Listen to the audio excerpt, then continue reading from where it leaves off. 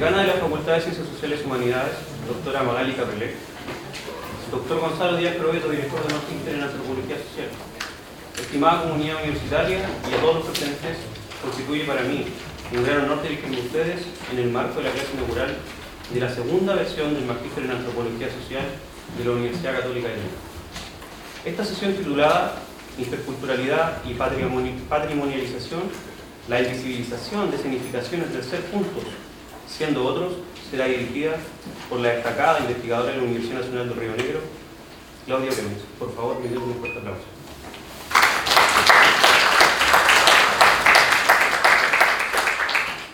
En este momento invito a dirigir a ustedes unas breves palabras a la decana de la Facultad de Ciencias Sociales y Humanidades, doctora Magali Capelé.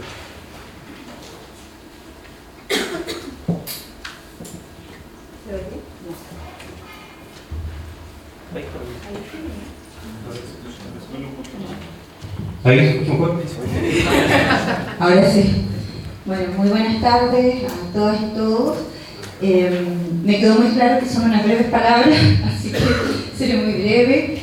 La verdad es que iniciar siempre en este caso, una segunda versión de este magíster en antropología es una alegría tremenda. No funciona. Bueno, es una alegría enorme para una facultad que en este momento está iniciando también un camino de algunas transformaciones, ¿no?, que nos han llevado a pasar del nombre de Facultad de Ciencias Sociales a Facultad de Ciencias Sociales y Humanidades. Lo que creemos es una oportunidad, un espacio enorme de enriquecimiento para todos nuestros programas, para todas nuestras formaciones, para las carreras de pregrado y también para el posgrado.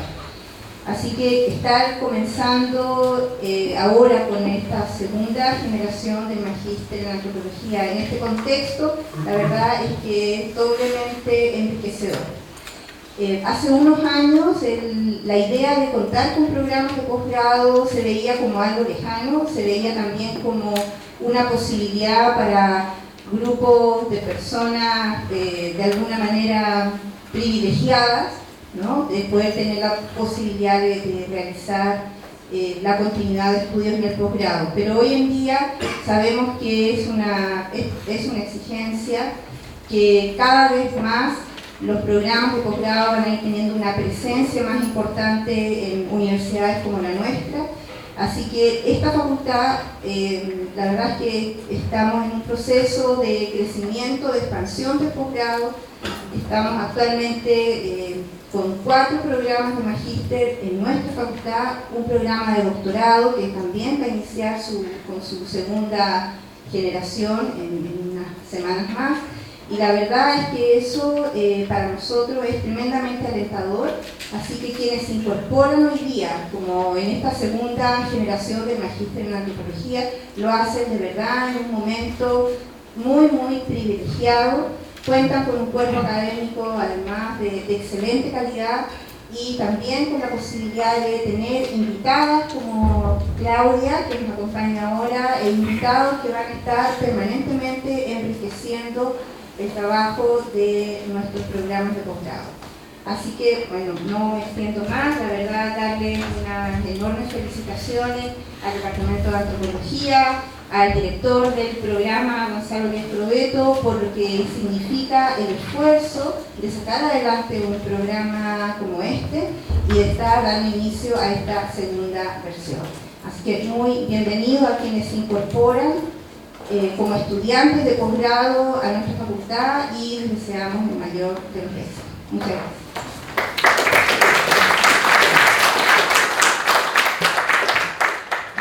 Gracias, decana, por sus palabras. Invito a continuación al director del Departamento de Antropología, don Marcelo Verón, por favor. Bueno, buenas tardes a todos y todas. Marimari Pupeñí, Marimari Pulamien, Marimari Compuché.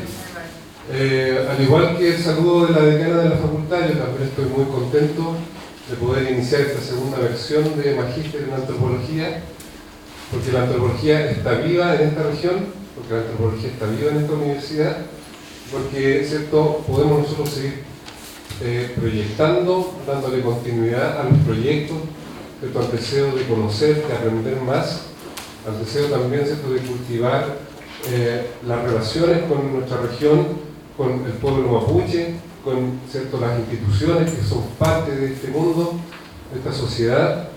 También, ¿cierto?, por el hecho de que la antropología, en particular en la Araucanía, tiene mucho que aportar a los procesos, tiene mucho que aportar, ¿cierto?, al mundo de decisiones, ¿cierto?, aportar también con sentido de vida, ¿ya? Y por lo tanto es un privilegio, efectivamente, como también dice la decana, que esto se pueda dar en este espacio, ¿ya? El magíster también es un contexto que constituye una oportunidad para quienes desean seguir formándose, seguir, ¿cierto?, en la senda de construcción de conocimientos y de sentido, ¿cierto?, cultivando una disciplina o acercándose, ¿cierto?, a una disciplina para quienes no son del campo de la antropología, que va a abrir probablemente, ¿cierto?, nuevas posibilidades de desempeño, nuevas posibilidades también, ¿cierto?, de realizar proyectos que son personales y también obviamente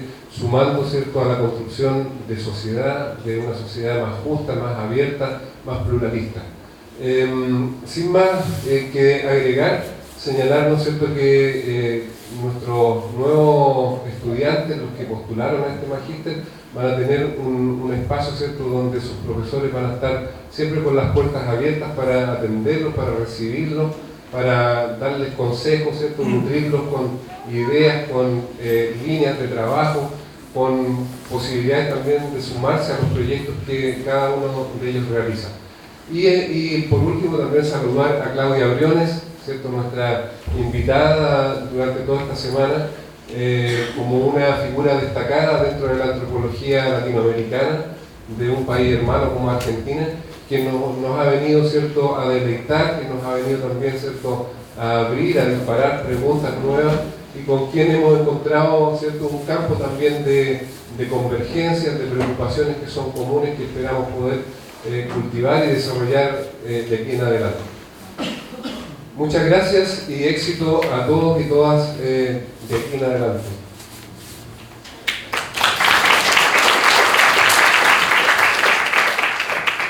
Muchas gracias, Marcelo, por tus palabras. Saludo a quienes se incorporan y dejo con ustedes al director del magíster, Gonzalo Díaz, por favor.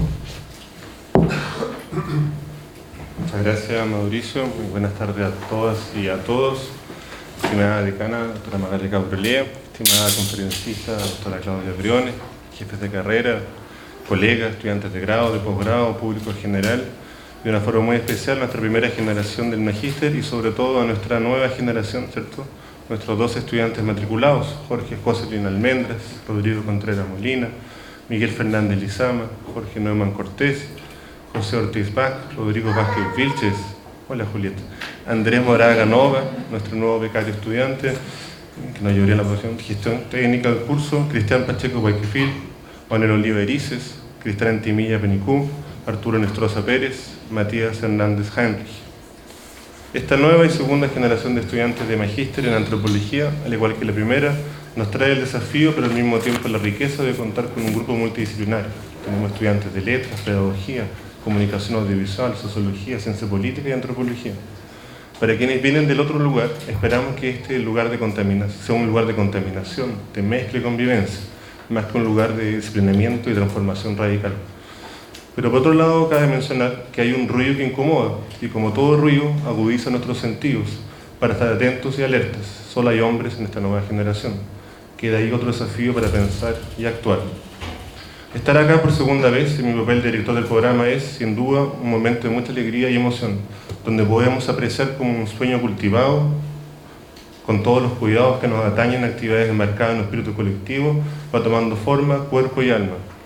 Quienes participamos en el programa confiamos que la experiencia de ustedes como estudiantes de magíster en antropología puede enriquecerlos no solo para poder mirar desde el otro lado del muro, sino también de prepararlos para actuar de una perspectiva crítica y activa entre nuestra sociedad bajo el alero de una diversidad cultural explícita y propia de nuestra región, como de tantos otros espacios y lugares.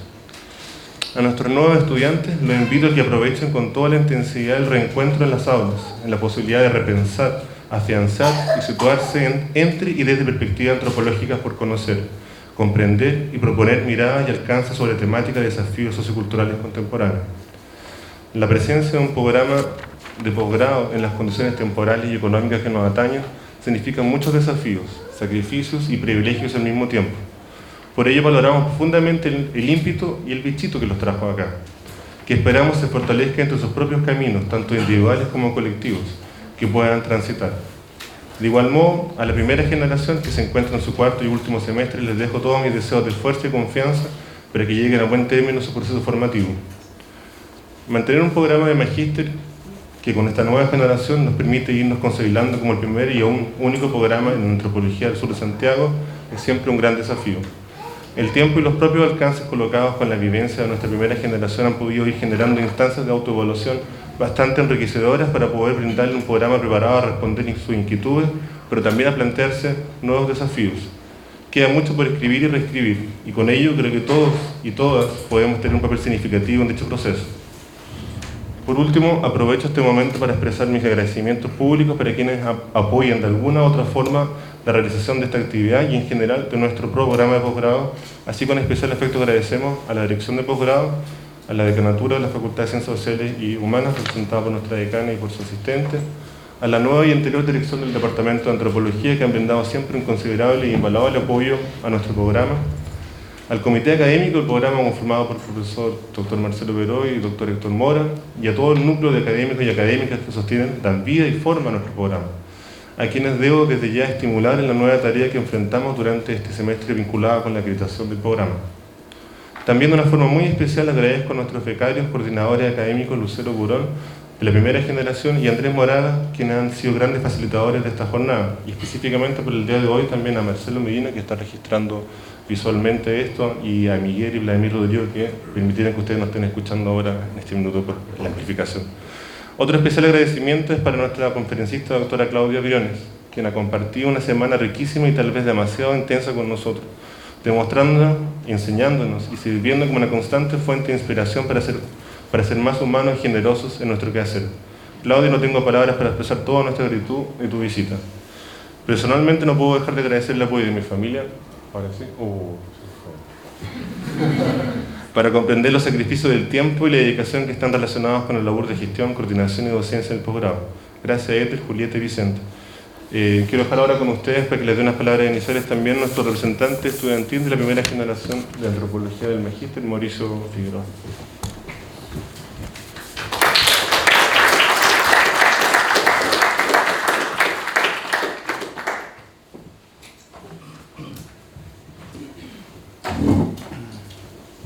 Bueno, primeramente muchas gracias. La verdad es que es un honor, sobre todo viniendo de otra universidad, otra carrera. Yo soy profesor de historia, como comentaba Gonzalo, mi nombre es Mauricio Figueroa.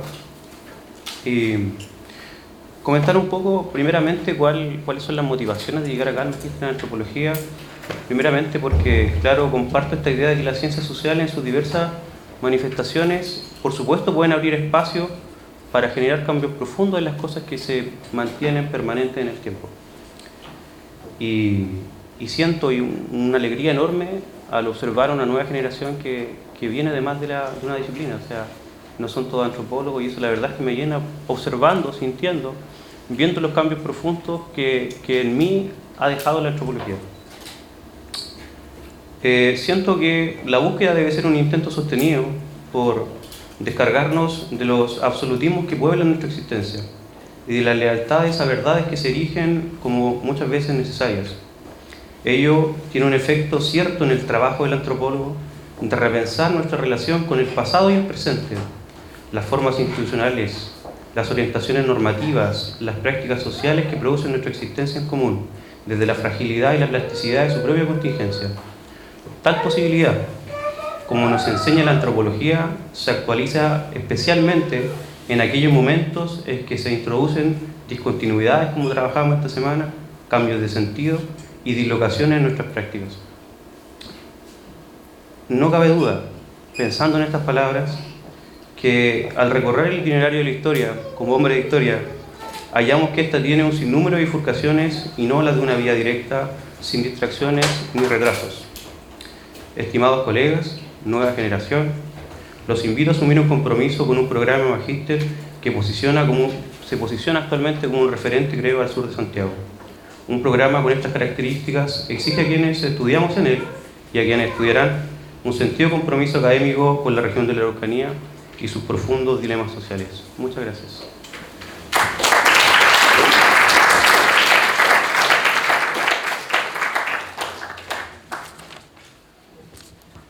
Me gustaría, por favor, ahora invitar a la doctora Claudia Briones y comentarles unas breves palabras sobre su vasto currículum. Por favor. Gracias. La doctora Claudia Briones, doctora de University of Texas Austin, es investigadora principal del CONICET y profesora de la Universidad Nacional del Río Negro en el Instituto de Investigaciones en Diversidad Cultural y Proceso de Cambio. Sus artículos y capítulos de libros hacen foco en derechos indígenas y políticas indigenistas en Argentina y particularmente involucran la promoción cultural y organización del pueblo mapuche. Entre estos libros podríamos destacar, por ejemplo, como autora o editado sobre estas temáticas se incluyen Parentesco y Política, Topologías indígenas en la Patagonia, Cartografías argentinas, Políticas indigenistas y Formaciones provinciales de alteridad. Podríamos destacar también Metacultura del Estado-Nación y Estado de la Metacultura. Agregar también, por ejemplo, una serie de trabajos, La alteridad del Río Cuarto, una deconstrucción antropológica de la diferencia, La tierra que nos quitaron, reclamos indígenas en Argentina. Actualmente investiga sobre la expresión y reconocimiento de subjetividades cívicas, socioculturalmente diversas de la Patagonia del Norte. Además, la profesora Claudia, como ya comentaba Gonzalo, acaba de dictar el curso de seminario de profundización 2, Antropología de las Naturalezas Culturas, en nuestro magíster de antropología. Estamos con usted, Claudia. Bien, muchas gracias, Mauricio. Bueno. Buenas tardes a todas y todos. Mari Polamien, Mari Compuché. La verdad que qué lindo poder estar en una conferencia, que siempre es una cuestión demasiado formal, dentro de un marco tan emotivo. Yo toda mi vida he sido docente universitaria, así que entiendo perfectamente bien la importancia y la alegría que se siente cuando uno termina una primera cohorte de una iniciativa y sabe que empieza otra. Así que agradezco enormemente a los colegas la confianza por bueno, darme esta distinción de compartir con ustedes este momento, ¿no? Así que gracias en serio por eso y disfruté mucho esta semana, que sí fue intensa, pero realmente la disfruté mucho. Los alumnos de la primera cohorte y algunos pocos de la segunda que conocí, los veo muy bien motivados y muy lindo camino para pensar antropológicamente, así que a los que inician hoy espero que tengan esa misma buenísima experiencia. Y con los colegas, bueno, también muchas cosas en común que esperemos poder continuar. Así que la idea de hoy es un poco compartir algo que empecé a pensar a raíz de una invitación de grupos que en Francia estaban trabajando el tema de patrimonialización, tratando de combinar, digamos, cómo la patrimonialización en Argentina, y no solo en Argentina, es uno de los campos donde se disputan también los derechos indígenas por la interculturalidad, y algo que también es una preocupación bastante sostenida en mi país y en mi propia trayectoria, que es ver cuáles son las posibilidades de expandir nuestras maneras de conmemorar hechos bastante trágicos de la historia reciente, ¿no?, de la Argentina. Así que lo que yo intentaré hacer hoy es apuntar a identificar la dinámica y obstáculos de los lenguajes habilitados para luchar por patrimonializaciones que escenifican el ser juntos siendo otros, haciendo foco específicamente en la participación mapuche en mi ciudad, Bariloche, en la conmemoración del 40º aniversario del golpe militar de 1976. Y voy a comenzar introduciendo 3 escenas etnográficas que fueron aconteciendo en diferentes momentos y me mostraron ciertas características de esos lenguajes, de las disputas metaculturales que promueven y de las tensiones que resultan de escuchas hegemónicas que tienden a ecualizar distintos regímenes de historicidad y economías de afecto y valor. Y entonces, a partir de esas escenas, que introducen ciertas paradojas de los procesos de patrimonialización, lo que voy a hacer es analizar sus consecuencias quizás no buscadas y efectos que me parecen bastante alarmantes o peligrosos en 3 pasos. Avanzo primero en un examen crítico de la gubernamentalidad contemporánea. Cuando decimos gubernamentalidad estamos pensando qué significa hoy el arte del buen gobierno, ¿no? Un gobierno racional, específicamente en lo que se refiere a ideas de patrimonio.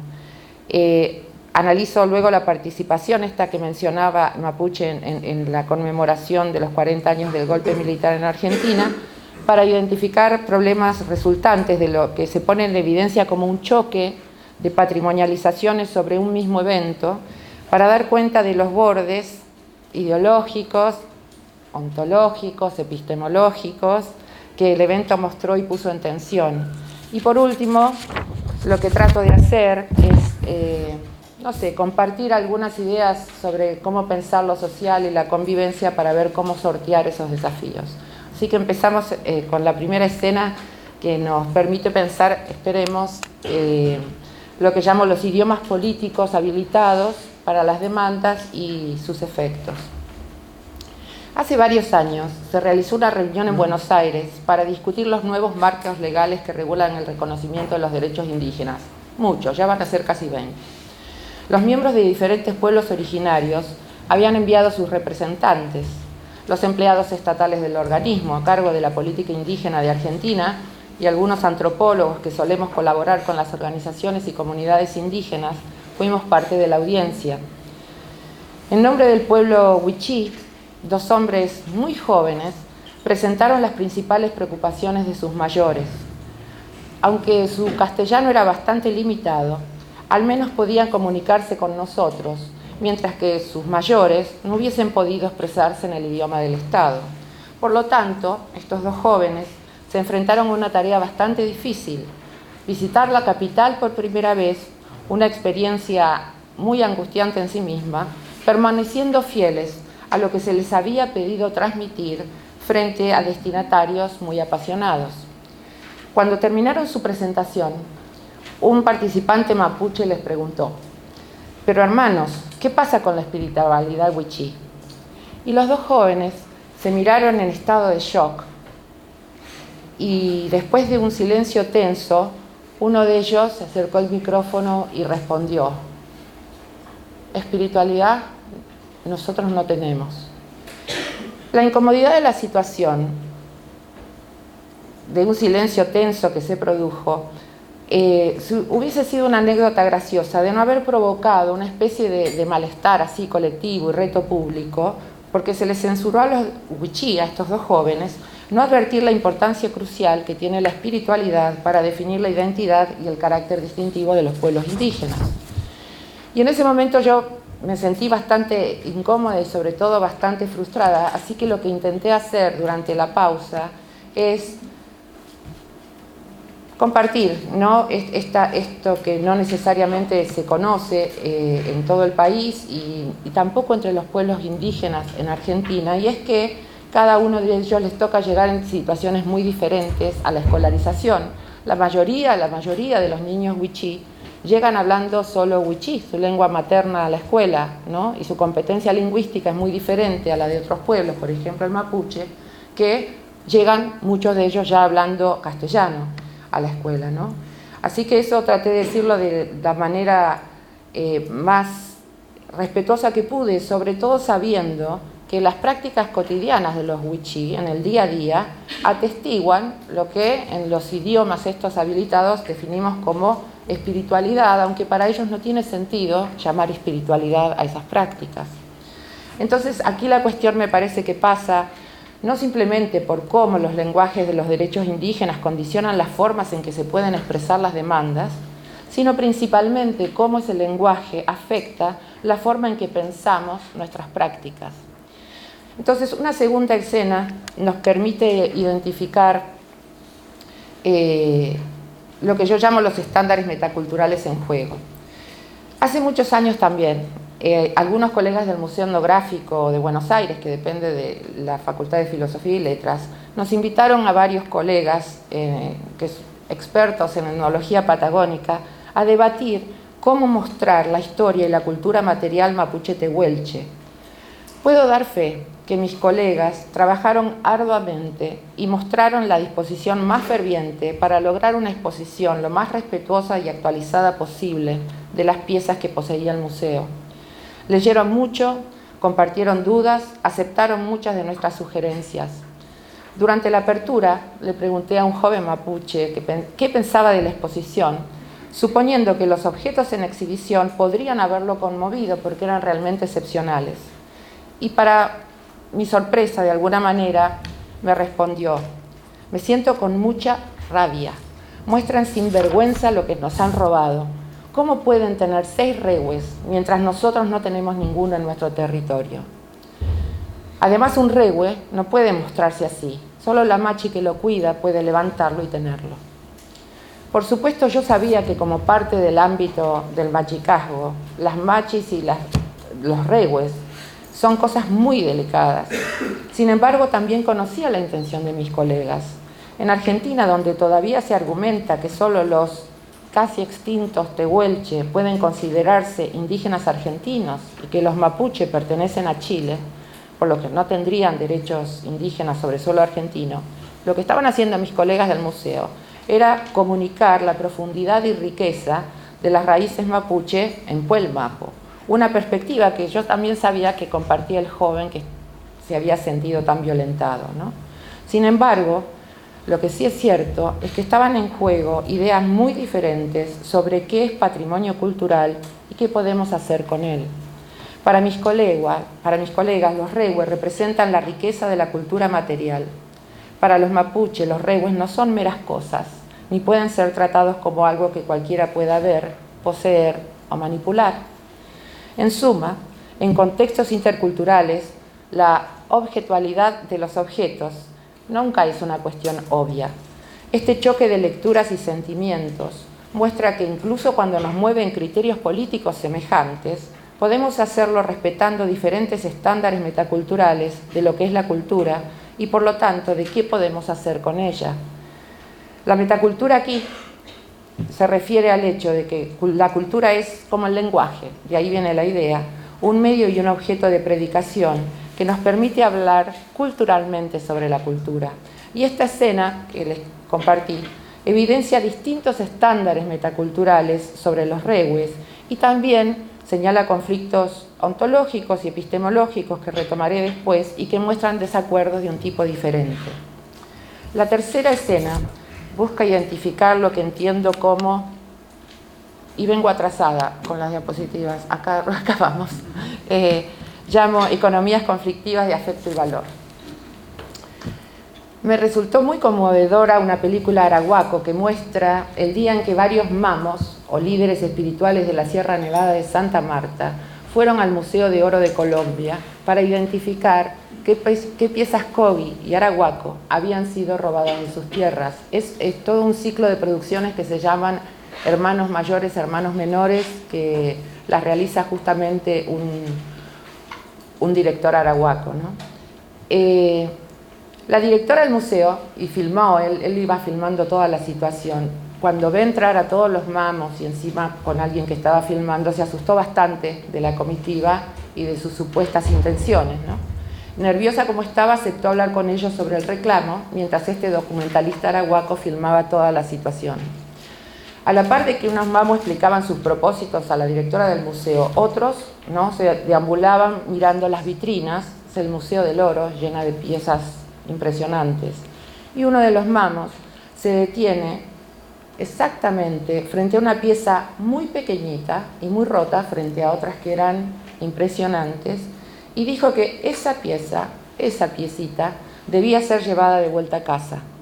Cuando se le preguntó por qué no llevarse las otras piezas que eran tan espléndidas, el mamo respondió: yo no sé nada de eso, porque no sé a qué orificio de respiración de la tierra pertenecen. Sin embargo, sé en qué orificio esta otra pieza debe ser enterrada para sanar la madre tierra. Para mí, lo que esta escena señala es que además de diferentes estándares metaculturales, cuando se producen disputas sobre el patrimonio cultural, también están en juego diferentes economías de valor y afecto, así como regímenes de historicidad.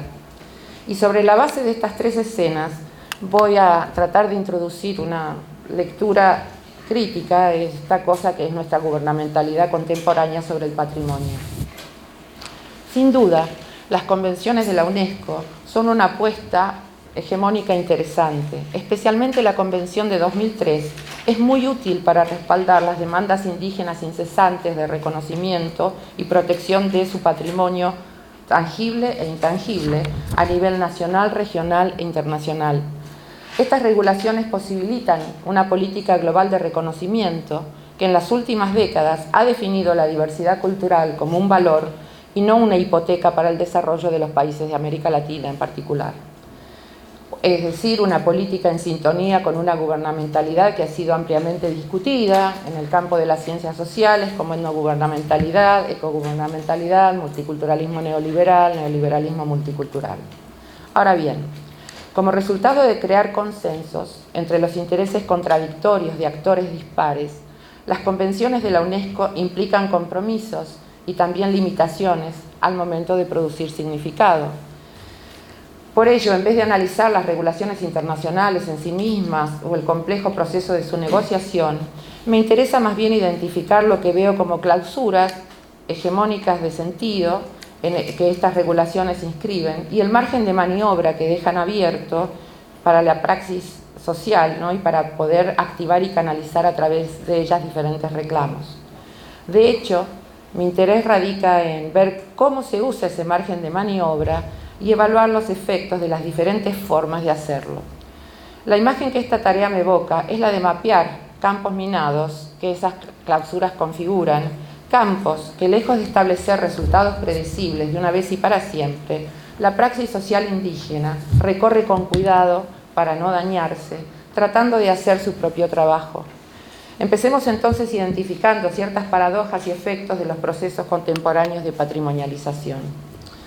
Lo primero que hay que reconocer es que la propia idea de patrimonio cultural enmarca las prácticas intangibles y sus resultados tangibles en un campo semántico que claramente pertenece a una economía de valor capitalista. Ya sea que decidamos hablar de patrimonio o propiedad cultural, de recursos culturales o capital social, la diversidad cultural adquiere el carácter de posesiones, una especie de riqueza que puede acumularse, que puede compartirse o más bien retirarse de la circulación, que puede ser culturalmente consumida en y a través de museos, festivales, turismo. Incluso cuando queremos alejarnos de ese marco, caemos una y otra vez en metáforas económicas que condicionan nuestro pensamiento y nuestra práctica. Por ejemplo, la página de la UNESCO explica que, y la cito, la importancia del patrimonio cultural inmaterial no es la manifestación cultural en sí, sino la riqueza de conocimientos y habilidades que se transmiten a través de él de una generación a otra, siendo aquí para mí la idea de riqueza el concepto clave. En esto mi preocupación no va en la dirección de las preocupaciones de los esposos Komarov, los antropólogos muy destacados. Ellos hablan de cómo la herencia étnica se está convirtiendo en un activo y cómo los grupos étnicos están siempre a punto de convertirse en corporaciones, porque la verdad que esto falta mucho para que algo así llegue a pasar en mi país. Ellos trabajan en Sudáfrica, ¿no? Lo que a mí sí me preocupa, sobre todo me preocupa, es la posibilidad de que las políticas de reconocimiento se conviertan en una jaula de hierro que obligue a los pueblos indígenas a hablar exclusivamente un lenguaje de patrimonio cultural en condiciones que, al no ser de su elección, recreen su subalternidad. Y voy a tratar de elaborar un poco esta idea. En su libro de 2009, los Komarov tienen razón al enfatizar que en algunos contextos la cultura se convierte en una mercancía y que como resultado cualquier identidad social que se transforma en el sujeto legal de los derechos de propiedad intelectual puede ser esencializada. Como diría Slavoj Žižek, una vez que capitulamos ante el lenguaje de la propiedad intelectual, el capitalismo contamina todo, incluso las prácticas no capitalistas. Se habilita así un fetichismo de las mercancías por el cual las relaciones sociales entre las personas terminan siendo vistas como relaciones entre cosas con valor intrínseco capaz de realizar varias tareas per se. Y por ello la UNESCO, y acá vuelvo a citar a la UNESCO, por ejemplo, dice que el patrimonio cultural es un factor importante para mantener la diversidad cultural frente a la creciente globalización y por lo tanto una inversión adecuada que ayuda al diálogo intercultural y alienta el respeto mutuo por otras formas de vida. Como si el logro de todas estas metas dependiese del patrimonio mismo y no de acuerdos sociales más amplios. Pero hay otro desplazamiento que a mí me parece un poco más peligroso. La idea de dar derecho a los propietarios transforma la propiedad en la única forma posible de concebir relaciones y prácticas. Esta identificación de propietarios reúne nuevamente la cultura y la identidad, dos marcos de la vida social que la antropología ha luchado arduamente para desvincular. En este sentido, definir la propiedad tiene, en la mayoría de los casos, una capacidad de implosión entre aquellos a quienes se les pide que comiencen a pensar en sí mismos como sus herederos.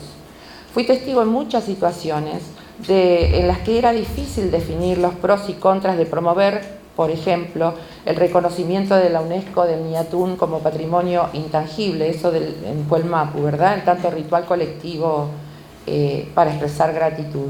Y voy a volver a esta iniciativa más tarde. Se generaban debates bastante fuertes y eso es algo en lo que tenemos que reparar. En todo caso, la segunda clausura hegemónica que veo como un problema o como problemática deriva precisamente del acoplamiento de cultura e identidad, porque nos remite a lo que Susan Wright caracteriza como la visión de la sociedad como un mosaico de culturas.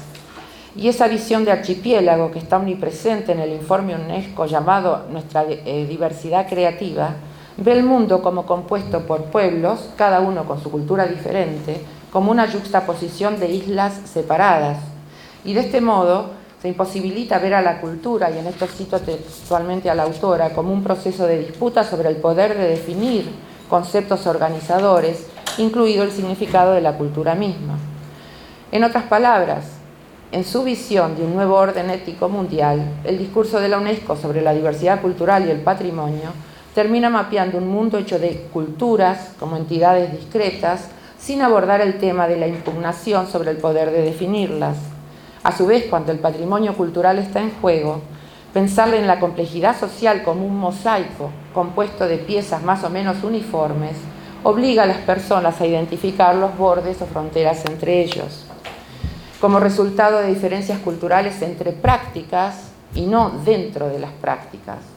En consecuencia, incluso si el pueblo mapuche ha estado hablando español durante siglos, se acaba pensando en ese como el idioma del otro, siempre como el lenguaje del colonizador, lo que para mi humilde opinión acaba siendo una forma bastante alienante de pensar una práctica que es cotidiana. Las lenguas son de quienes las usan, ¿no?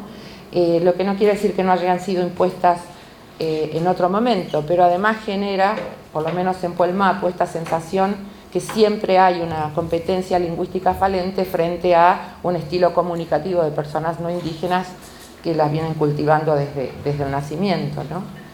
Sé que cuando la Convención de la UNESCO de 2003 define el patrimonio cultural inmaterial como inclusivo, pretende evitar, y lo cito, la cuestión de si determinadas prácticas son específicas de una cultura, en la creencia de que el patrimonio cultural puede, y esto lo dice la UNESCO, contribuir a la cohesión social, fomentando un sentido de identidad y responsabilidad que ayude a las personas a sentirse parte de una o diferentes comunidades y sentirse parte de la sociedad en general. Pero lamentablemente lo que yo veo es que a veces no es esta la forma en que las personas que piensan que han sido expropiadas de todo entienden esa inclusión. Pues transformar su patrimonio en riqueza de todos o en un tesoro humano, que es una frase también de la UNESCO, puede además verse como otro acto de expoliación que enmascara las muchas desigualdades que todavía organizan la vida social. Hay también una tercera clausura que explicita la Convención UNESCO sobre la protección y promoción de la diversidad de las expresiones culturales de 2005, que proclama, y vuelvo a citar, que la diversidad cultural forma un patrimonio común de la humanidad y debe protegerse, y acá es una frase clave, pero solo si los derechos humanos y las libertades fundamentales están garantizados. Es obvio que necesitamos acuerdos y que la coexistencia debe negociarse a nivel regional, nacional y global. Pero el problema, me parece aquí, es saber a quién se va a invitar a la mesa de negociaciones con poder real para decidir esas compatibilidades. Al considerar el alcance del informe UNESCO Nuestra Diversidad Cultural de 1995, volvemos a Susan Wright, que señala que la visión de la UNESCO de un código de ética global para ordenar un mundo plural descansa en una contradicción entre respetar todos los valores culturales, pero sin embargo hacer juicios de valor sobre qué diversidad es aceptable y cuál sería inaceptable. De hecho, surge aquí una voz no identificada que se reserva tal prerrogativa, mientras enmascara su propio poder como sentido común. Eso pareciera algo obvio, ¿no? Que sería lo inaceptable.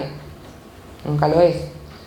El punto a destacar aquí es que la autoridad de la UNESCO para crear una lengua franca global para el reconocimiento del patrimonio cultural crea, sin malas intenciones, seguramente, escenarios políticos cargados de tensiones inherentes.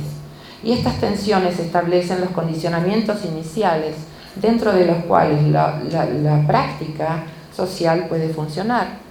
Por lo tanto, esas tensiones devienen inherentes a la práctica social misma.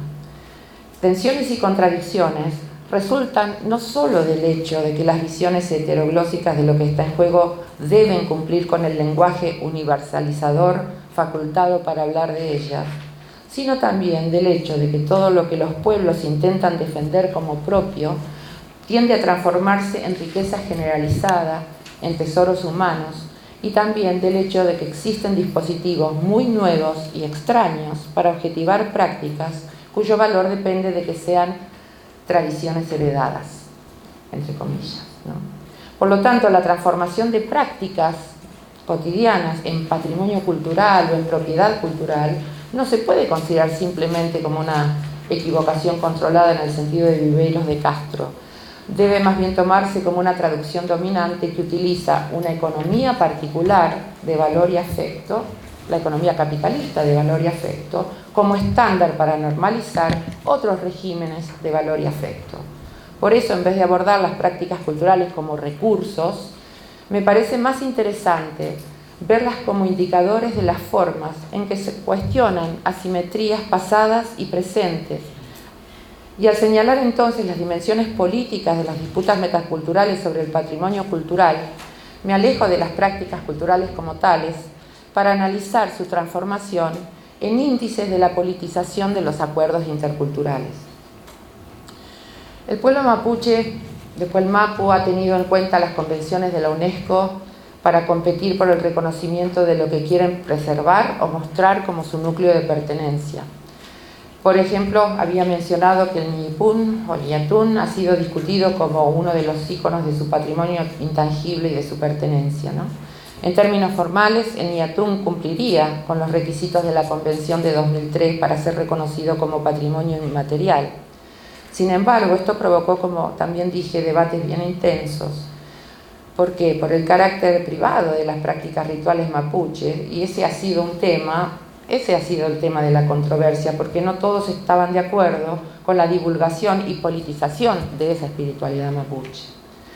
Sin embargo, en vez de centrarme en este tipo de procesos de patrimonialización, que son los más habituales o evidentes, y que tienen que ver con el reconocimiento de una práctica que solo podría estar bajo el control de un pueblo en particular, lo que yo voy a elegir analizar son demandas mapuche, en este caso, y que en la mayoría de los casos siguen siendo invisibilizadas o abiertamente cuestionadas, porque arrojan dudas sobre los procesos hegemónicos de creación de patrimonio con los que entran en conflicto.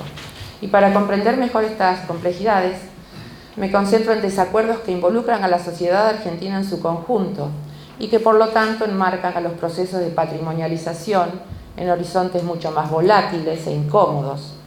Al explorar horizontes inestables desde abajo, no quiero culpar a los buenos marcos legales de los malos resultados. Solo quiero ver aspectos más reprimidos de las batallas interculturales en torno a las herencias, a partir de la crítica mapuche a los acentos hegemónicos sobre la historia, los lugares de la memoria o el medio ambiente. Y esto es lo que llamo precisamente patrimonializaciones dificultosas. Yo vivo en un pueblo que podríamos decir es pequeño, pero que está muy fuertemente anclado en el deseo turístico de buena parte de los habitantes del país, Bariloche, ¿no? Y está ubicado en un lugar muy bonito, de Nor Patagonia, y nuestro pueblo, como lo llamamos afectuosamente, ofrece actividades tanto para las vacaciones de verano como para las vacaciones de invierno. Está inserto en un parque nacional desde la década del 30, cuando se creó el Parque Nacional Nahuel Huapi. Y desde entonces la ciudad y la imagen que la ciudad trata de dar de sí misma ha sido cuidadosamente configurada en términos de paisaje, arquitectura y autorrepresentación como la Suiza argentina. Al declararse Bariloche públicamente orgulloso de ser el resultado de los esfuerzos de los pioneros de Europa Central, muchos de sus habitantes indígenas, que viven en los barrios más pobres, todavía tienden a evitar autoidentificarse como mapuche tehuelche en público. Sin embargo, tanto el perfil público de Bariloche como el silencio de parte de sus habitantes ocultan lo que el activismo mapuche ha estado expresando en voz alta durante décadas, que Bariloche es parte del Guaymapu, o territorio mapuche, hogar de los Lasquenche de Puelmapu, la gente del lago al este de los Andes. Es claro que la historia oficial y la estética de Bariloche contradicen esa afirmación. Por ello no extraña a muchos que en el medio de la plaza que llamamos Centro Cívico, una de las imágenes más turísticas de la ciudad, esté la estatua del general Julio Argentino Roca, el comandante militar de la llamada Conquista del Desierto, responsable del avance estatal sobre el territorio mapuche tehuelche en Patagonia. Por este y otros motivos, periódicamente, el Centro Cívico se convierte en el escenario de vívidos debates políticos que también impactan en y a través de la arena nacional. Solemos decir que el Centro Cívico, para nosotros, los rionegrinos, específicamente los barilochenses, es como la Plaza de Mayo para los porteños, ¿no? En Buenos Aires, el lugar donde escenificamos nuestros desacuerdos y acuerdos políticos. Y entonces, cada 24 de marzo, que es la fecha que comenzó el último golpe militar de Argentina en 1976, se pintan y repintan pañuelos blancos en el piso del Centro Cívico para conmemorar no simplemente el golpe, sino fundamentalmente las rondas de las madres y abuelas de Plaza de Mayo, el movimiento de derechos humanos que se enfrentó con los militares, exigiendo la aparición con vida de sus hijos desaparecidos, 30.000. Las madres y abuelas de Plaza de Mayo son así los íconos de 3 lemas que resumen las formas en que la mayoría de los argentinos intentamos lidiar con uno de los periodos más dolorosos de nuestra historia política. Vivos se los llevaron, vivos los queremos, nunca más, y memoria, verdad y justicia. Las personas y organizaciones mapuches suelen participar de estas conmemoraciones. También han realizado diferentes intervenciones contra la estatua de Roca, cuestionando que sea el principal símbolo turístico de Bariloche, y la más famosa o recordada es el cultrunazo. Es decir, el ocultamiento de la estatua de Roca empezó en 2008, es un colectivo que se llama el cultrunazo, ¿no? Tapándola con un cultrún, que es parte clave de las actividades de la Machi, acá eso se sabe más que bien, y de la mayoría de las ceremonias mapuche. Y esta actividad se ha realizado más de una vez, esta es la de 2017. En todo caso, algunas organizaciones de derechos humanos apoyan las manifestaciones mapuche y las organizaciones mapuche apoyan las de derechos humanos, ¿no? Las de las organizaciones de derechos humanos. Sin embargo, a pesar de esta convergencia política, las organizaciones de derechos humanos han tendido a permanecer bastante pasivas en lo que hace a tomar los reclamos indígenas como bandera propia y prioritaria. Pero algo cambió en marzo de 2016, cuando se conmemoraba el 40º aniversario del golpe. Por un lado, los sindicatos, las organizaciones sociales y los partidos políticos no podían ponerse de acuerdo sobre 3 cuestiones principales, a saber, cuán duras deberían ser las críticas contra la nueva administración nacional que comenzó en diciembre de 2015, cuán explícito debería ser el apoyo a la administración anterior y cómo posicionarse frente a la llegada del presidente Obama a Bariloche, que justamente llegó el 24 de marzo. Por lo tanto, comenzaron a organizarse 2 conmemoraciones diferentes. El acuerdo fue que los partidarios de la pareja Kirchner, más explícitamente, que son quienes habían gobernado el país durante los 12 años anteriores, iban a pintar los pañuelos en el centro cívico la noche anterior y marcharían al centro cívico durante la mañana, mientras que la organización de derechos humanos Hijos, que son hijos de desaparecidos y quienes se nuclean en torno a ellos, generalmente partidos de izquierda, volverían a pintar los pañuelos en la mañana del 24 de marzo y marcharían esa misma tarde. Obviamente, ambas partes también iban a hacer dos comunicados de prensa diferentes. Por otro lado, un colectivo político mapuche, llamado Espacio de Articulación Mapuche y Construcción Política, no solo decidió tomar partido con las organizaciones de derechos humanos de Hijos porque siempre marcharon con ellos, decidieron también que esta vez exigirían la introducción en el comunicado de prensa de un párrafo que declarase que el terrorismo de Estado no comenzó en la década del 70, sino un siglo antes, cuando el general Roca comenzó el genocidio contra el pueblo mapuche tehuelche en Patagonia. De hecho, para 2016, algunas cosas ya habían cambiado. Hacía casi un año, esta organización, el Espacio de Articulación Mapuche, propuso y había logrado la aprobación de un decreto por el cual Bariloche se ha reconocido como un municipio intercultural. Por lo tanto, desde ese momento, la organización entendía y asumía que cada conmemoración pública debía mostrar la constitución intercultural de Bariloche.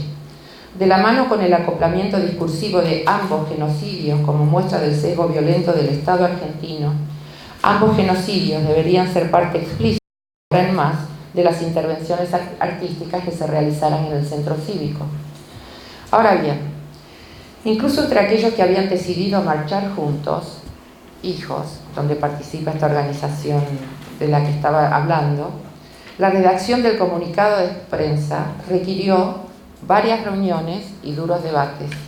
El párrafo propuesto por la organización mapuche fue aceptado, pero 2 días antes del 24 de marzo estaba claro que esta gente que se reunía en este grupo, aliados circunstanciales de un grupo de por sí heterogéneo, ya iban a sacar otros 2 comunicados diferentes también, ¿no? Frente a esto, el Espacio Mapuche decidió que no iba a firmar ningún documento, porque ni el comportamiento de las facciones, ni el tipo de debates por el cual se fraccionaban, representaban los intereses mapuche o las formas mapuche, las formas propias de hacer política. Sin embargo, el espacio mantendría su palabra y marcharía con ellos, mostrando imágenes de sus propias víctimas de guerra. Los mapuches también iban a pintar sus propios símbolos para hacer visible el primer genocidio. Y en lugar de pintar un pañuelo blanco, un cultrún simbolizaría víctimas anónimas y conocidas de la conquista del desierto. Como resultado de un contexto tan conflictivo que dividió a ciudadanos que deberían permanecer unidos tras un común repudio al terrorismo de Estado, como todos esperaban, algunos mapuche marcharon con los sindicatos por la mañana, otros marcharon por la tarde e incluso otros participaron en ambos actos. Las derivaciones de la conmemoración no fueron menos controvertidas. Pocos días después del 24 de marzo comenzó una campaña de recolección de firmas. En pocos días más de 5.000 firmas demandaban al intendente y al consejo municipal la limpieza de las pinturas del centro cívico para preservar y proteger el patrimonio histórico de Bariloche. Más allá del significado de los pañuelos blancos, apareció como una solicitada. El maltrato de un patrimonio común que tiene un valor histórico y arquitectónico, no solo para la comunidad local, sino para todo el país, estoy tomando palabras de la solicitada, se presentó como un acto de vandalismo que entra en conflicto con las regulaciones nacionales y municipales. Las pinturas no fueron simplemente representadas como un problema estético que afecta el perfil turístico de la ciudad, sino principalmente como un acto que promueve, y cito textualmente, divisiones sociales, incomodidad y enojo en una sociedad maltratada. En síntesis, la demanda fue presentada como, y vuelvo a citar, un reclamo de respeto por la historia de la ciudad, respeto por quienes nos eligen como destino turístico y respeto por todos los firmantes de la petición, que son ciudadanos como todos los demás. Mientras que los empleados municipales recibieron la orden de limpiar la estatua de Roca, Otras opiniones se hicieron públicas y agregaron nuevas dimensiones al debate sobre la significación de la memoria social, de los monumentos históricos y del patrimonio cultural. Ciertos sindicatos y miembros de las dos universidades nacionales ubicadas en Bariloche se posicionaron en contra de los fundamentos ideológicos de los individuos que exigían la limpieza de los pañuelos. Las propuestas más radicales pidieron la despatrimonialización, es decir, la remoción de la estatua de Roca, porque consagra el primer genocidio, definiendo la pintura de los pañuelos como, y acá cito, una expresión popular que redefine la estatua, agrega valor sociocultural y fortalece la intención del monumento como lugar de encuentro y expresión de diferentes sectores de la sociedad, fin de cita. Integrantes del Departamento de Historia de la Universidad Nacional del Comahue exigieron que la pintura de los pañuelos se declarara de interés cultural en la ciudad. Es decir, los pañuelos blancos deberían ser considerados parte del patrimonio intangible local y de Argentina. Claramente, una guerra de patrimonios se había desatado. Si los procesos de patrimonialización instituyen la excepcionalidad de determinados objetos, pinturas, lugares, narraciones, para expresar y representar metonímicamente valores, a veces de un todo social, a veces de una parte de ese todo, el conflicto que los pañuelos blancos hacen visible se relaciona menos con identificar elementos apropiados en sí mismos para incorporar valores universales o particulares de la ciudadanía, que con los mismos procesos y mecanismos para definir qué valores o los valores de quienes merecen ser representados, así como si, dónde y cómo valores en disputa pueden compartir espacios públicos comunes.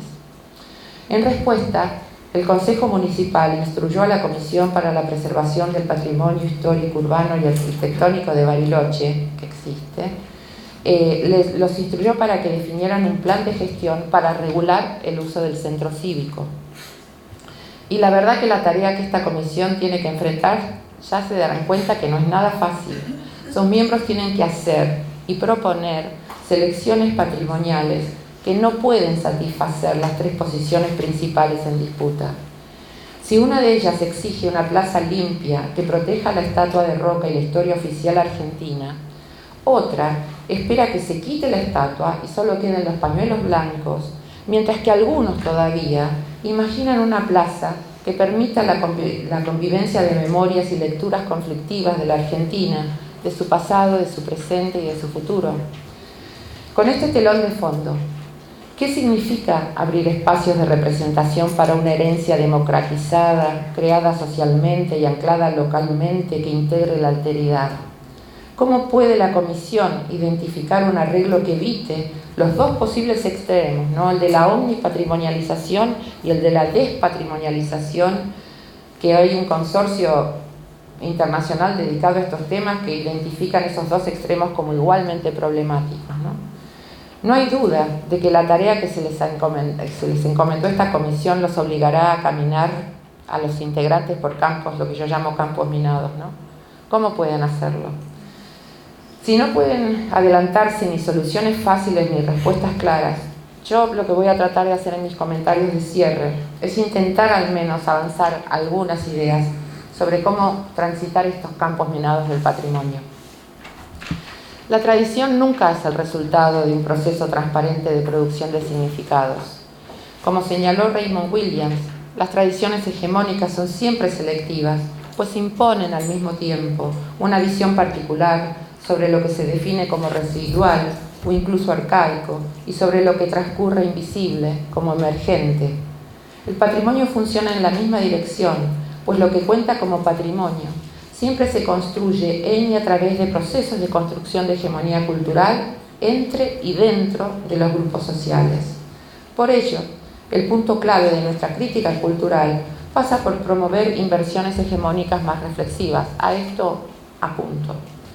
Sería ingenuo esperar que a través de políticas de reconocimiento de patrimonio podamos neutralizar todas las contradicciones sociales, las desigualdades y las injusticias.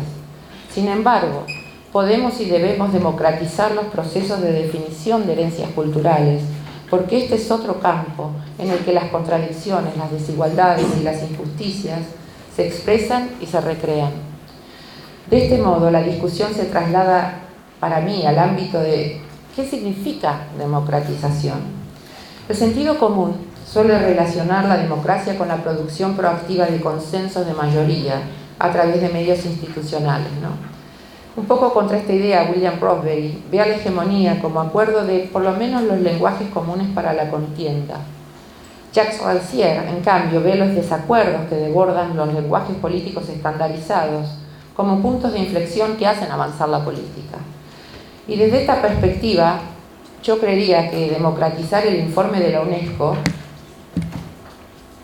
requeriría hablar más de nuestros desacuerdos creativos que de nuestra diversidad creativa.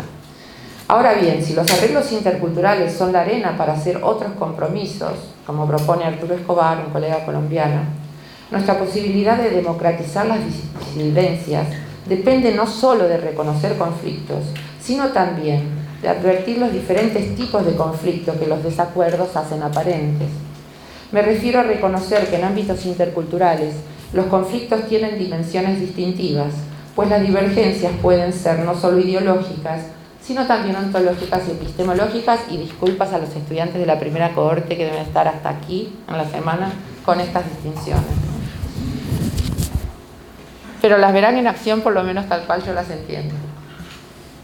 Un Kulturrund pintado junto a los pañuelos blancos es un buen ejemplo de lo que significan los desacuerdos creativos y cómo estos pueden visibilizarse o quedar invisibles. Para algunos vecinos, la pintura de los Kulturrund ha expresado una iniciativa mapuche que analiza los reclamos y perspectivas mapuche con las cuales los vecinos pueden o no estar de acuerdo. Más allá de la empatía circunstancial o la disidencia con el mensaje transmitido por esos Kulturrundes, todos estos vecinos de alguna manera asumen que los Kulturrund expresan valores particulares de los mapuche. Sin embargo, como medio para crear una conciencia común sobre los arreglos interculturales, yo diría que la iniciativa mapuche significó y significa mucho más que eso. Por un lado, colocar los Kulturrund junto con los pañuelos blancos fue menos un acto de desconexión que un acto de escenificación de un reclamo particular, que un acto para mostrar un común repudio al terrorismo de Estado y reclamar un derecho común a repudiar el borramiento de experiencias dolorosas. La colocación de los Kulturrund junto con los pañuelos blancos mostró acuerdo con el lenguaje usado por 4 décadas para transmitir el nunca más a la dictadura y una toma de posiciones frente a ciertos conflictos ideológicos en Argentina. Pero fue también una invitación a revisar el régimen prevaleciente de historicidad que confina en Argentina el terrorismo de Estado a un pasado muy reciente y a una expresión acotada de la disidencia política. En todos estos aspectos, los Kulturrund escenificaron la propuesta mapuche de cómo ser juntos con los no mapuche. Sin embargo, colocar los Kulturrund en las 4 esquinas del centro cívico también politizó los acuerdos interculturales en otra dirección, al evidenciar una economía diferente de valor y afecto. Al señalar y proteger las 4 direcciones del Gualmapu, los Kulturrund presupusieron y crearon al centro cívico como una visión más amplia, como parte de una visión más amplia de territorio. Al identificar a cada Kulturrund con muertes notorias o anónimas de las campañas militares estatales en Patagonia, los Kulturrund también enactuaron la presencia material y guía constante que los Kufipi Cheyenne o antepasados realizan para los vivos. Y al igual que la pintura ritual de los caballos sagrados durante el Ñipún o la pintura ritual de cualquier Kulturrund, las pinturas representan un amplio sentido de pertenencia que no abarca solamente lo humano, ya que ayudan a cerrar brechas, posibilitando la comunicación entre diferentes seres y formas de existencia. En esto, esas pinturas también demandaron propositivamente cómo ser juntos, pero siendo otros. Lo que me interesa enfatizar es que paradójicamente, tanto el repudio como la celebración de la participación mapuche en esta conmemoración terminó recreando invisibilizaciones molestas y recurrentes.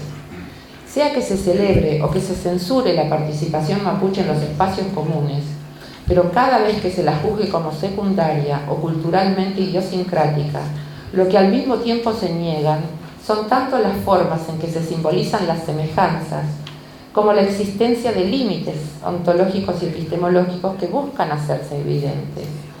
En esto los Kulturm, en el centro cívico, también buscaron cuestionar un sentido común que comprende los patrimonios desde la idea de propiedad.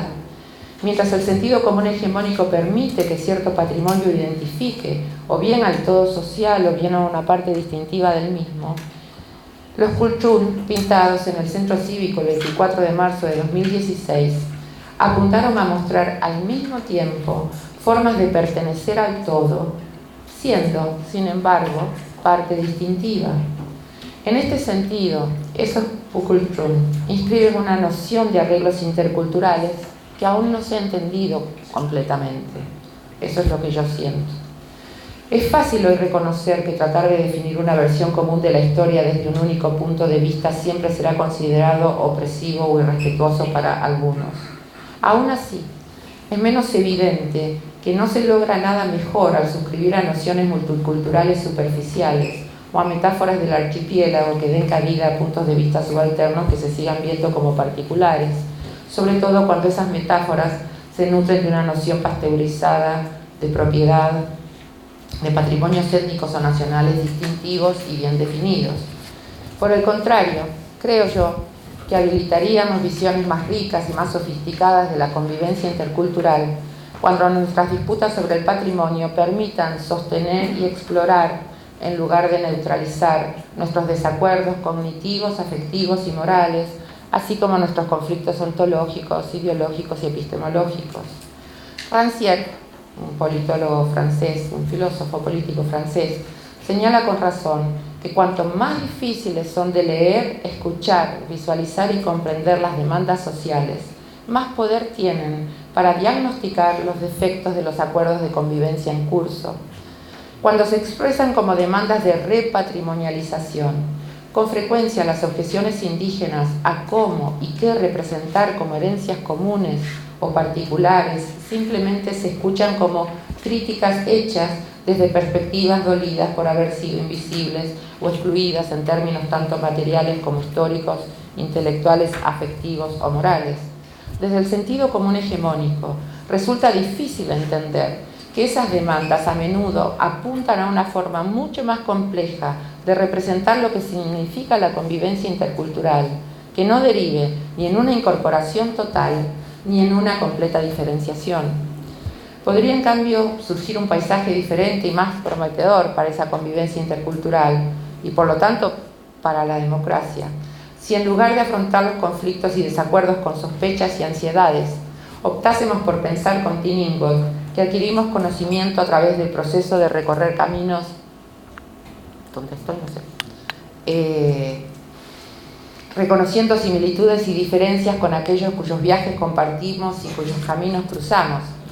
Si optamos por pensar, siguiendo a Ingold, que las historias a través de las cuales representamos el mundo trazan sendas que otros pueden seguir, no hay empero por qué temer recorrer los campos minados del patrimonio, porque tal perspectiva transformaría esos campos en redes de senderos que, no teniendo puntos inevitables o inmutables de origen y destino, nos permitirían vivir en movimiento y ser juntos siendo diferentes a medida que los recorremos.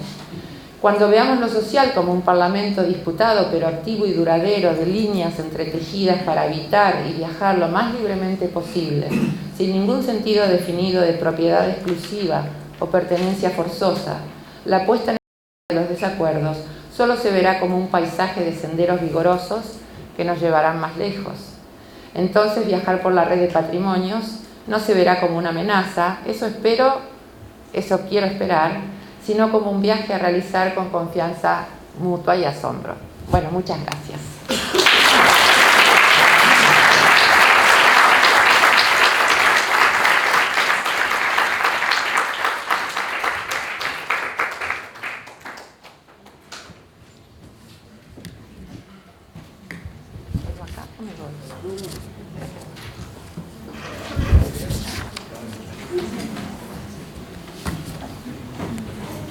Bueno, ahora para continuar con la jornada, vamos a abrir un espacio de reflexión, pero primeramente un comentario del profesor Javi. Un sofá.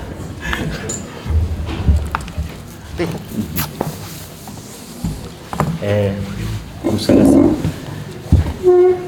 Buenas tardes, Maïmaï, Poupegny, Poulamien, Poueney, comme Moulé Palou, tu famille. Bueno, me pidieron un comentario. Voy a tener que seleccionar dentro de los varios por 10 minutos. Ya. Puede ser varios en 10 minutos. No, o sea, bueno, vaya. Son muchas cosas que ha presentado Claudia, así que primero, bueno, yo quiero como saludar el trabajo constante que tiene Claudia para lograr juntar a la misma vez lo que es una etnografía, o sea, no hay duda, eres antropóloga, no, o sea, hay un trabajo que se ve que es etnográfico, un trabajo teórico, que siempre es lo más complejo eso, o sea, al menos para mí, como lograr cuadrar, digamos, con eso, y también como darle como un sentido más político también a lo que uno está haciendo, o sea, como uno no hace antropología o no hace ciencia para hacer ciencia, como, y ahí como uno siente a escucharte y a leerte, que hay ese sentido, esa cercanía también con el mundo del cual está hablando, que no siempre se siente cuando uno está hablando o está escribiendo, así que en ese sentido como aprecio mucho el trabajo que hace Claudia. Sobre lo que se presentó, bueno, a mí me vienen varios comentarios acerca de puse ahí. Sí. Me vienen varios como comentarios. En primer lugar, no puedo como partiendo por el final, o sea, por el tema de la plaza, de Bariloche, no puedo dejar de pensar de la discusión que hay aquí en Temuco, con Temuco también, sobre el lugar de los mapuches en Temuco, que hubo como toda o sea, hay todo un debate hoy en día sobre las vendedoras de hortaliza, todo eso, digamos, que está vendiendo en la calle de Temuco, que se está prohibiendo de forma muy violenta, digamos, y hay como reivindicaciones, que aquí hay como un elemento como tradición, y ahí como uno va como viendo los comentarios, claro, que esta forma de mapuche no se acepta más como algo más, no sé, los monumentos, Capolicán con su tronco, o esta estatua que tenemos en la Plaza de Armas, que es digna de comentarios, a todos los investigadores que pasan extranjeros que pasan por Temuco y dicen, oye, pues alguien ha escrito sobre ese monumento que representa una machi, un colono, un militar, y ¿quién falta? ¿Cómo? Sí, un sembrador, o sea, el colono es el sembrador, y un guerrero con su lanza, o sea, un guerrero araucano, se supone que es así como... En fin, así que ahí también yo creo que varias cosas que tú estás diciendo da a pensar también sobre el espacio, como en Temuco en particular, como se está pensando, digamos, el patrimonio, la huella supuestamente del otro, de la historia que hay ahí, que significa. Así que ahí... y los debates que se ha generado, hace varios años atrás, o sea, hace como 3 años, estuvimos trabajando con Mónica Martínez acá sobre los temas de patrimonio inmaterial, intangible, todos los debates. Estábamos trabajando sobre el tema de la simbología que hay, digamos, en los diseños de tejido mapuche, a saber si realmente cuando una mujer tejedora como hace diseño considera que este diseño pertenece a alguien o no, es propio de los mapuches o no. Pero también eso nos abrió toda una discusión sobre, en esa época había todo un debate sobre el uso del huiñilfe, de la estrella mapuche, digamos, en Temuco, porque estaba la Copa América en Temuco.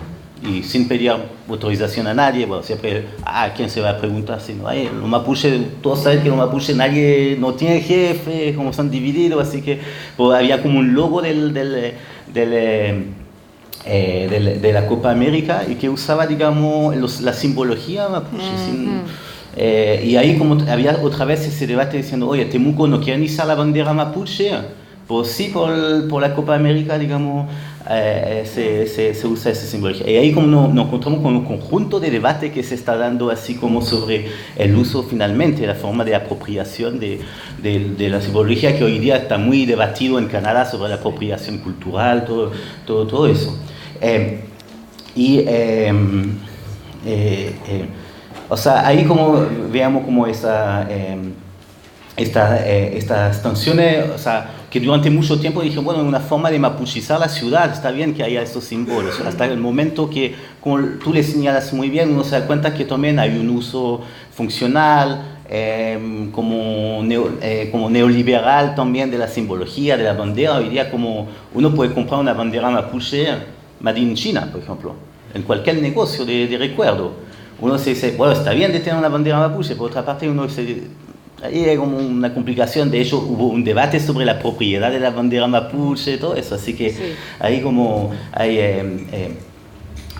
esa situación. Y de ahí llegamos a la discusión clásica, sería al final, ¿quién tiene derecho? O sea, realmente hay un derecho que viene con el tema que también creo que tú le señalaste, del tesoro humano vivo. Sí. Que eso viene de Japón, de lo que entiendo, que uno de los pocos países donde tenemos tesoro humano vivos acá. ¿Ustedes tienen en Argentina o no? ¿Tienen también los tesoro humano vivo o no? Yo soy un tesoro. No, pero reconocido. ¿Qué tesoro humano vivo? No, reconocido. Aquí en Chile hay gente que está reconocida. Hay gente que está reconocida como tesoro humano vivo. Personas, los que vivieron 100 y pico de años. No por el año de vida, sino por los saberes que manejan. No lo había escuchado yo, nunca lo había escuchado. Aquí tenemos eso como conocimiento colectivo, mira, como saberes colectivos, se encarnan, digamos, Dominga Necumán, ¿cierto? Hay unos que parece que son colectivos, no sé, como un grupo por si no, en general son personas que cristalizan, digamos, y bueno, que están como premiadas por el Consejo de Cultura. Y ahí como, o sea, ahí se genera, digamos, esa tensión al final, como que o sea, hay uno que es dueño de estos conocimientos que como tú decías, que se transmiten de generación a generación, que son como colectivos.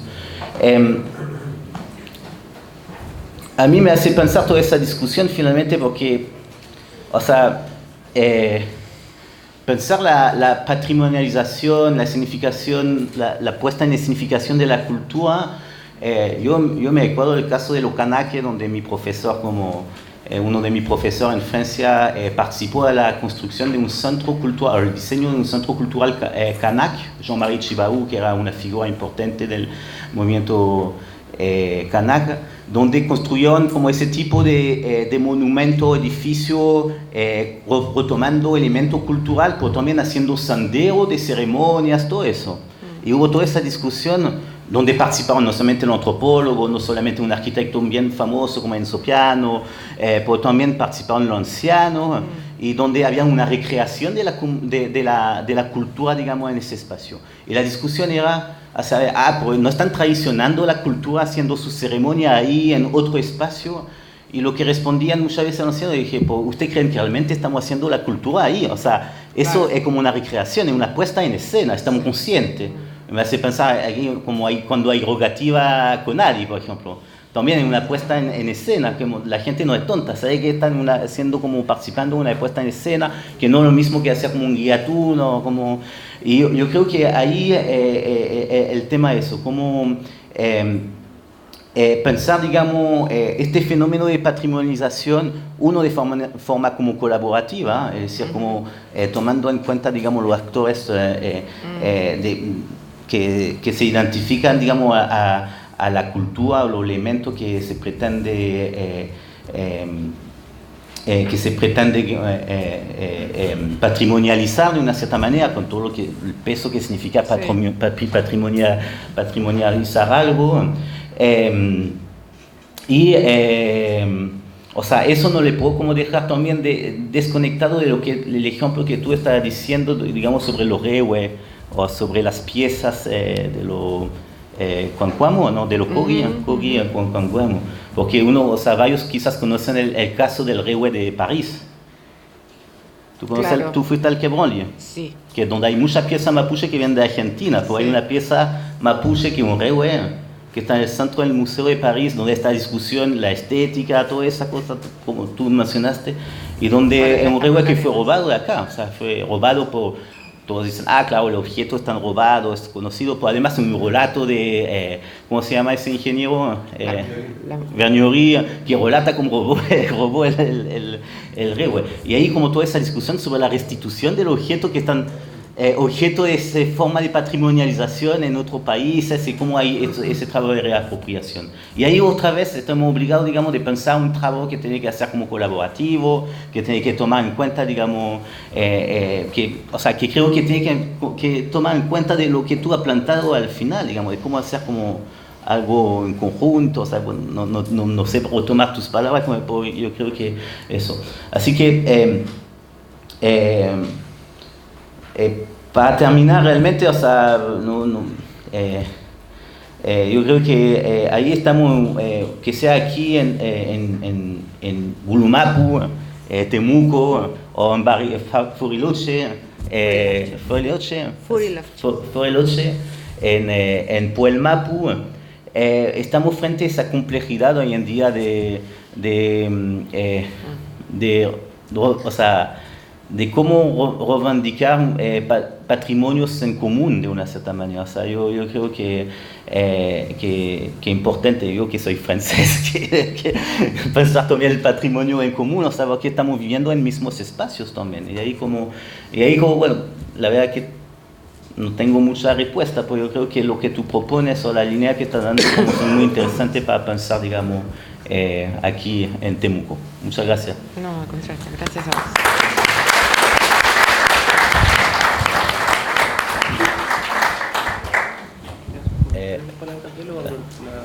Como vos, que te parezca, como prefieras. Sí, yo puedo, después retomo todo, Sí. si te parece. Sí. Gracias. ¿Quieres agua? Bueno, ahora abrimos una jornada de debate y reflexión en torno a la presentación y a solicitud de la profesora la modalidad va a ser que se tener preguntas, las sumamos o Como cada ustedes uno. prefieran, yo no tengo problema. Perfecto. Entonces abrimos un espacio de reflexión en torno a los comentarios que se quieran hacer a la presentación.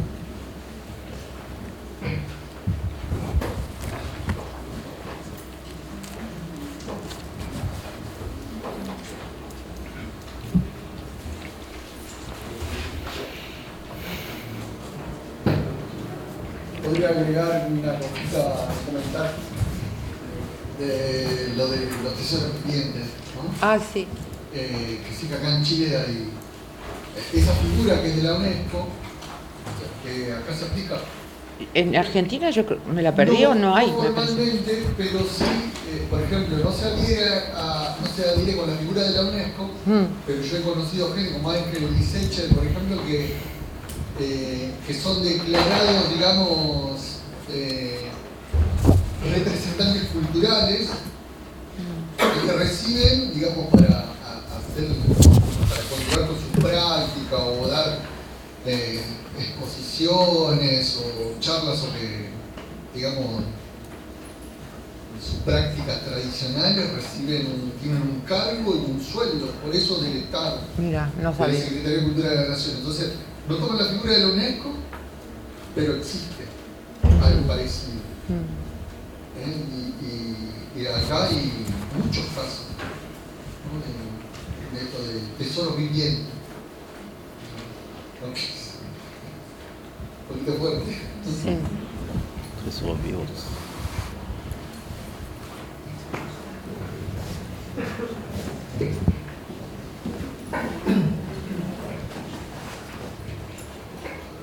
Permiso para hablar un poco sobre estos temas de los...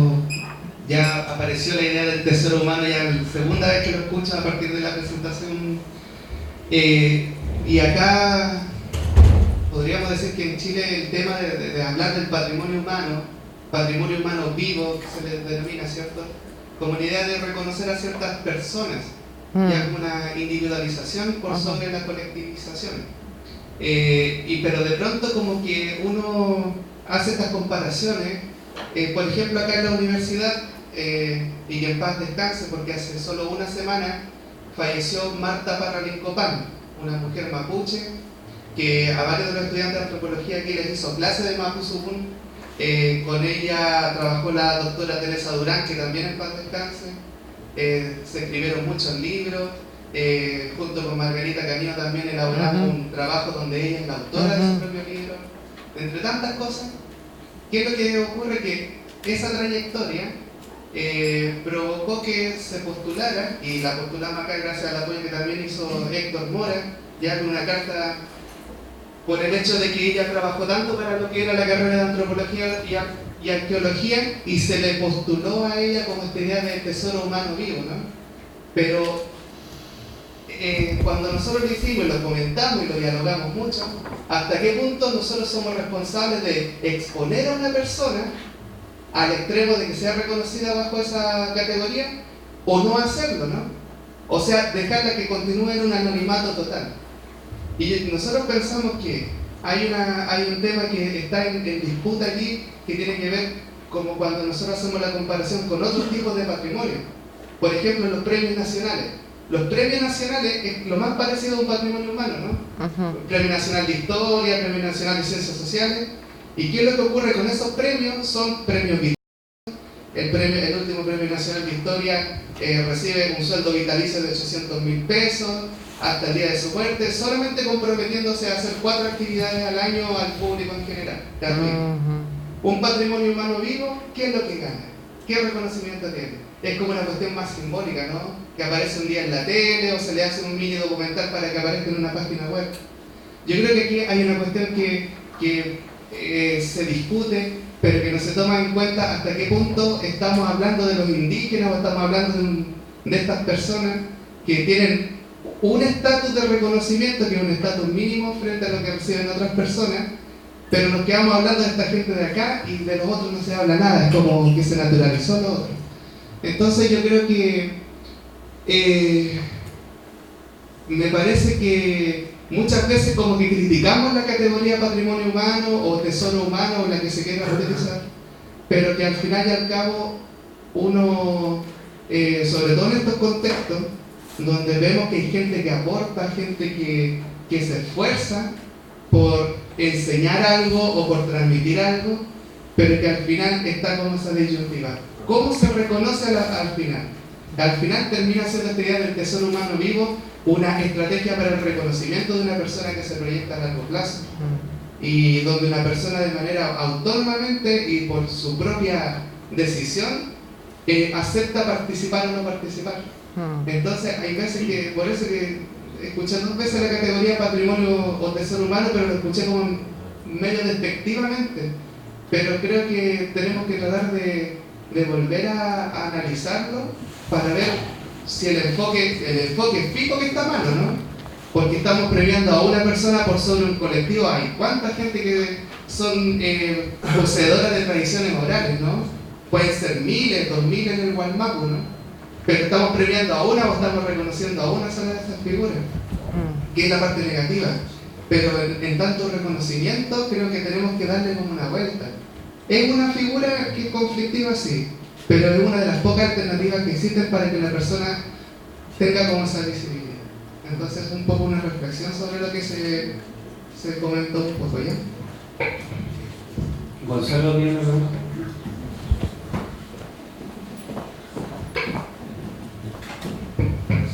Es Gabriel, ese chico, ¿no? Sí. Extremadamente estimulante, y la verdad que el caso que tú relatas me parece, y aquí uno puede volver a decirlo así, epistemológicamente, lógicamente y ontológicamente muy significativo, y ahí también se podría andar un poco más en unas cosas que también me quedan como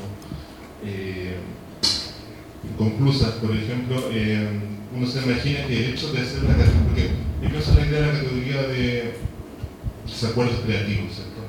Pero lo que justamente cuando yo veo que la categoría de genocidio se comparte con una categoría, ¿cierto?, que genera equivalencia, ¿cierto? Equivalencia desde un punto ontológico, porque somos todos parte del mismo lugar, más allá de la escala temporal, sino que nos coloca por igual en esa experiencia, ¿cierto?, de sujetos que por la acción del Estado han vivido y han sido expuestos a Y ahí sí, yo creo que comparte una economía de dolor y efecto. Y ahí sí, en esa propuesta obviamente también uno se escapa exactamente de, como dices tú, de una lógica vinculada con la capacidad que el capitalismo tiene de generar valor.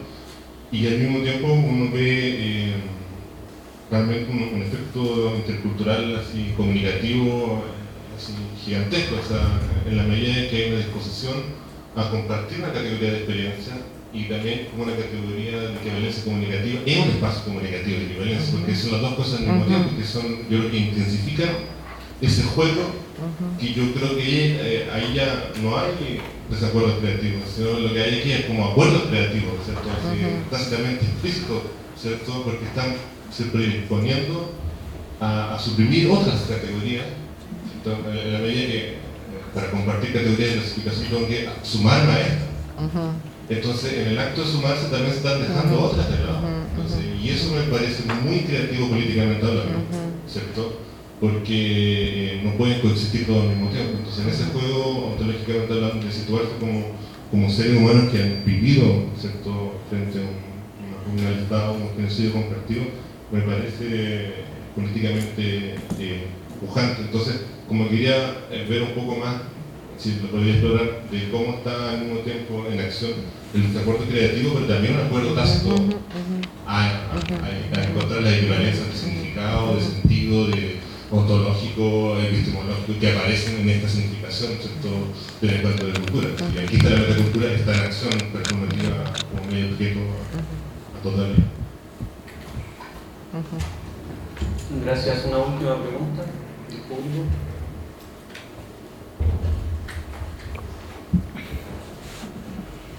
¿Ganas de pasar el micrófono? Son tímidos. No sé.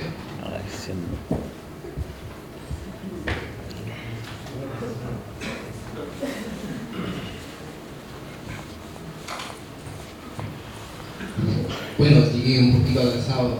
¿Cómo le va, José? Solamente para insistir un poco en lo que decía Gabriel, ¿cierto?, en relación a esto del tema del ser humano. A veces también se ve esto desde otra perspectiva como una folclorización de las personas, ¿cierto? Se folcloriza. El caso, por ejemplo, aquí tenemos el hombre pájaro, que muchas veces aparece en la televisión, en distintos programas. Ciertamente que es un valor y que simboliza un aprendizaje que comunica elementos muy importantes de la naturaleza, de la cultura. Pero sin embargo está la otra cara también, ¿no es cierto? Es como que muchas veces lleva a estas personas a mostrarse para hacer una especie de folclore de una realidad que es mucho más profunda. No es solamente para mostrarla como una cosa pintoresca, sino que tiene una trascendencia que no se alcanza a captar por parte de aquellos que están conociendo ese ámbito. Más bien hacer ese alcance. Claro. Gracias.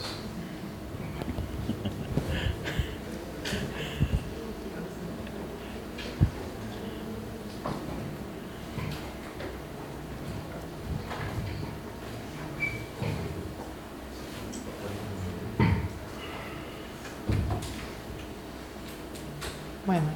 Muchas gracias. Sí. Vamos a pasar Bueno, muchas gracias por todas las intervenciones. Primero, disculpas porque realmente no había escuchado lo del tesoro humano vivo y no traté de ser irrespetuosa ni nada por el estilo.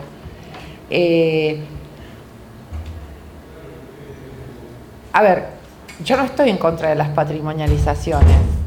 Entiendo tanto la posición del que pide patrimonializar como el que a lo mejor objeta, y no, lo que estoy tratando de demostrar es que es un campo tenso, por eso me venía siempre la imagen esa de los campos minados. Bueno, uno tiene que tomar el riesgo de caminar por ahí, tratando de no pisar donde no debe, pero está minado.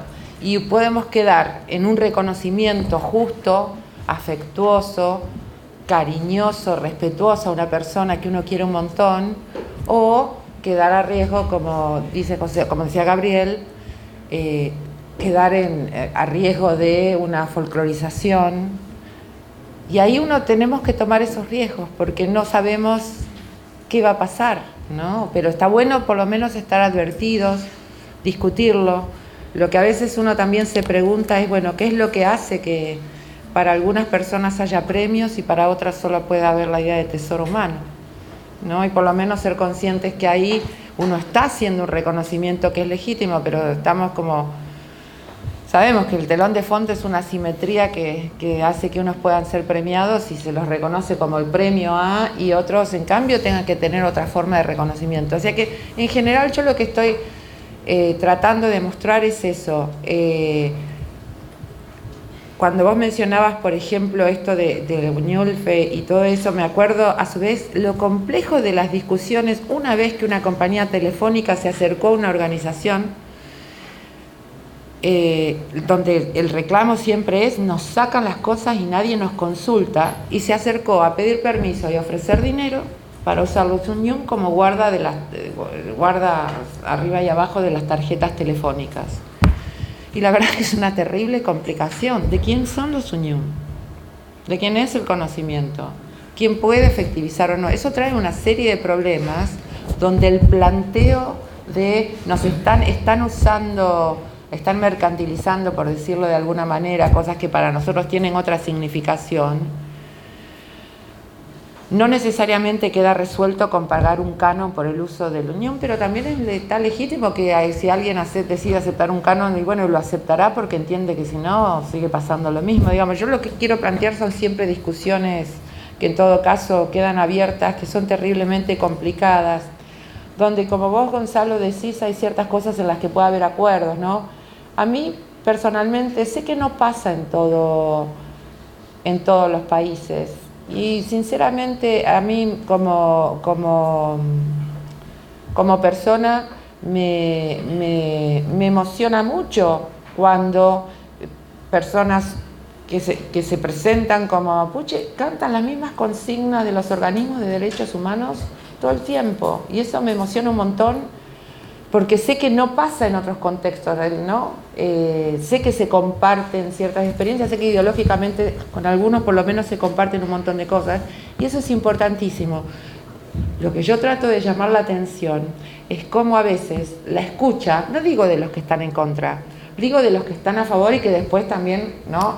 Acompañan las demostraciones mapuche, caemos en esa simplificación de pensar que porque tenemos acuerdos, en este caso vinculados a qué pasó con el terrorismo de Estado reciente, o qué pasó los que no son mapuche y aceptan la idea de genocidio para lo anterior, limitar el cultrún a un equivalente chato de los pañuelos para representar nada más que otra época histórica.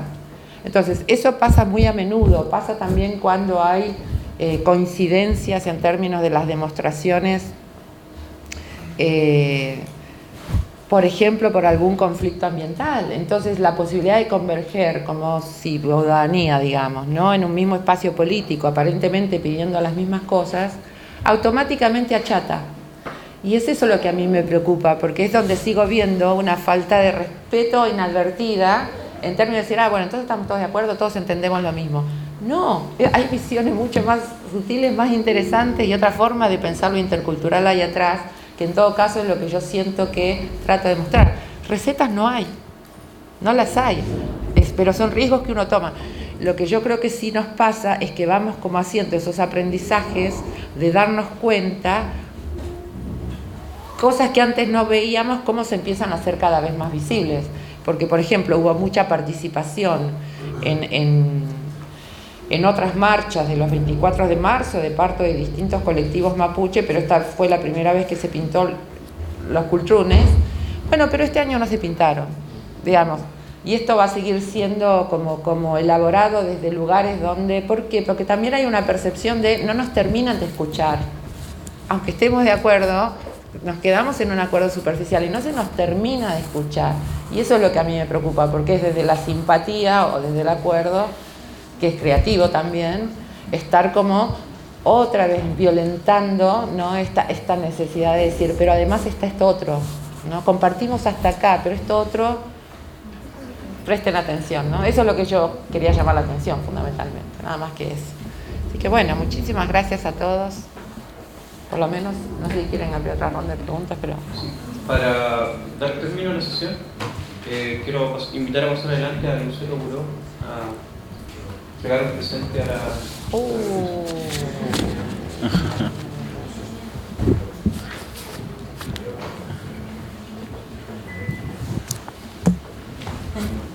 Pero... ¡Ah!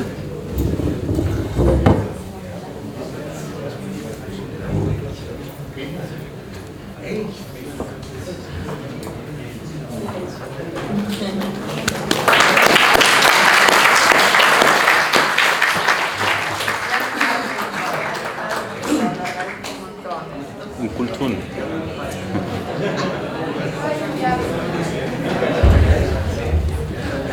¿No quieres saber qué hay? ¿Qué hay?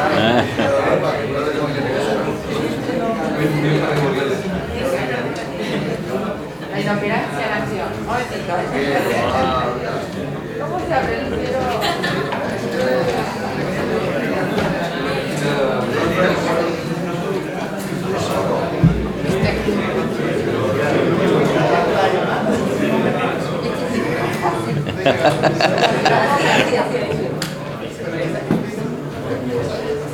Ay, qué lindo. Lo voy a usar con muchísimo cariño. Precioso. Muchísimas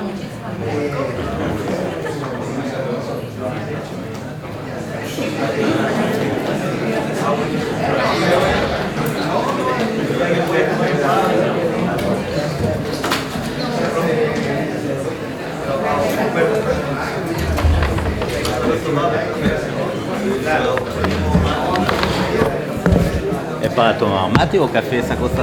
Yo me lo guardo para mí. ¿O para el mate o para...?